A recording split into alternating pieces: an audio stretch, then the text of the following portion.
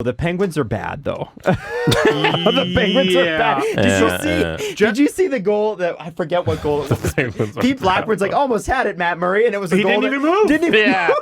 He didn't even move. Yo, Jeff Merrick tweeted last night, Sidney Crosby might break Sittler's record tonight because it's Sidney friggin' Crosby, and he scored like a minute in, and they didn't. He was alone in front.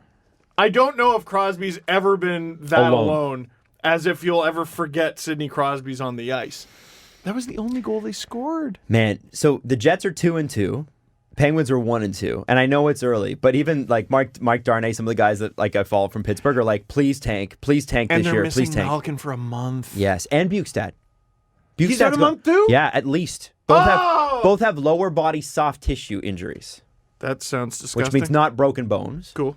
But that's not good either, because those can take a lot longer. Like broken bones, you'll be like, it's 6-week recovery. Aren't they a little bit unpredictable? Like you can have a setback? Sure. It's like a pulled groin is a soft tissue injury. Oh, my God. So, lower body means skating. And Malkin and Bukestad, both guys who are going to be key. Here's the thing. I know that the Kessel-Sullivan relationship was beyond mending. But Kyle Dubas said something a couple 18 months ago with Nylander. When people were really like every TV show, every radio show, and I can only forgive me, Pittsburgh. Oh, I was less than 18 months ago. Yeah, okay, yeah. So it was a year ago. Forgive me, Pittsburgh fans, for bringing Toronto into this. But remember, I live here, and a lot of the national sports stuff is all out of here. Penguins fans never complain about that stuff. Yeah, they're cool with it. That's true. But when everybody was on Kyle Dubas to go, F this guy, trade him, he said, we're not in the business of trading elite talent out of town. And they're supposedly trying to trade Jack Johnson, and they're supposedly trying to trade They should have looked after that before Phil Kessel. Dude, what the hell was last season for the Pittsburgh Penguins? It was a fever dream. I don't understand. They ruined a back-to-back championship team. That the next year... Still went to the second round. And lost to the eventual champions, who they've already beaten like 19 times in the playoffs. And what did they do last season? How far did they get last year? They got friggin' swept by the Islanders. Right. In the first round. So it was like, that's the thing, man. They played a lot. Because Jordan Eberle could not stop scoring goals. They played a lot of hockey. Yeah. Fair. Like a lot. So maybe they're exhausted, but I just look at it and go, if there's trades I want to worry about, if I'm Jim Rutherford. Fresh. And listen, Johnson was fresh. Been called on the carpet for calling Jim Rutherford out before. I mean, he sure showed us when he changed coaches. They won the cup that year, and we're like, Rutherford should be gone.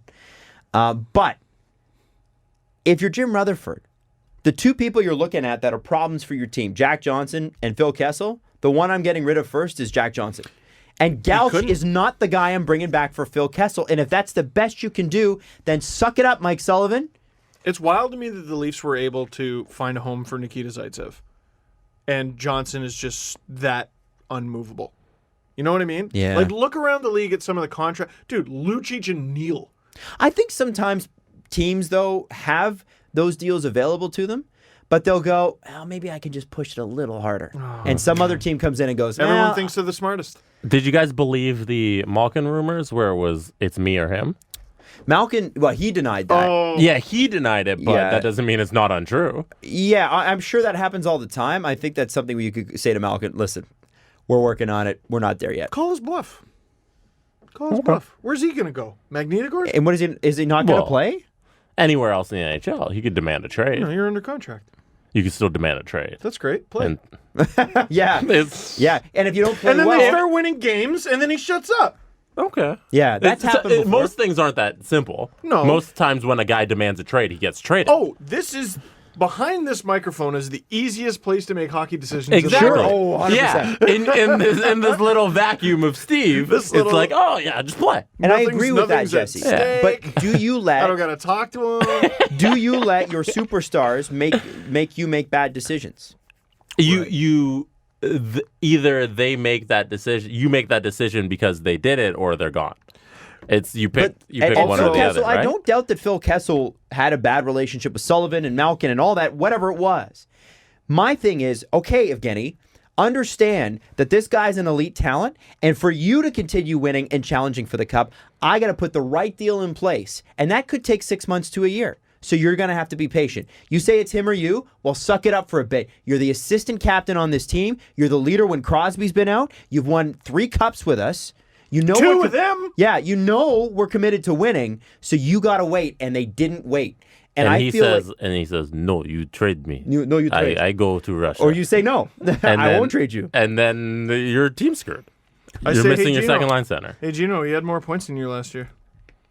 He did. Yeah, Malkin had it. In fewer not a games, great but he season. had more points than you, Gino. Yeah, Malkin struggled this. Yeah. It's Also, unfortunate that he got injured 89 too. penalty 'cause minutes. What the hell he was was wrong looking with great. Gino last year? He's got a temper, man. He Yeah. really does. I love Gino for that. I love that he's got a bite to his game. He's a real He's a man, sneaky, dirty player. SOB to play. It's Yeah. love that kind of player on your team. That's why Pens fans love Gino. Mm-hmm. So beyond that, I think I might be seeing what I know. Plus minus sucks, but Crosby plus 18, Gensel plus 13, Chris Letang plus 13. Kessel was a minus 19, Malkin minus 25. Maybe something was wrong. maybe there, they should have split it up then. Put them on different lines. Keep them apart. Don't let them sit together on the plane. You can't have them on different lines and win a cup. Oh wait, nope. That's how they beat the Sharks. Yeah, it's crazy, isn't it? Wait. Yeah. I don't get it. And again, like we've talked about the Pens problem. Listen, the Pens could be fine. If Matt Murray turns it on, they could be fine. But it'll be tough. Matt Murray's got to do it. This has all the makings of a bad, awful, very terrible year. Mm-hmm. Hornquist is day-to-day, supposedly. Galchenyuk is day-to-day, supposedly. Malkin out long-term. Bukestad out long-term.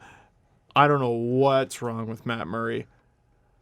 You got Jack Johnson on your hockey team. If Matt Murray's injured, put Matt Murray on the bench and heal him up because this isn't your year. He might just need a break. Yeah, maybe he's played a lot of hockey. Dude, he played a ton of hockey really young. Mm-hmm. And really good hockey, too. Like intense. He had It's going to be mentally draining, too. He won 2 Stanley Cups as a rookie, technically. Yeah, because he was a rookie the first year and Yeah. the second year. Yeah. Yeah. That's insane. I know.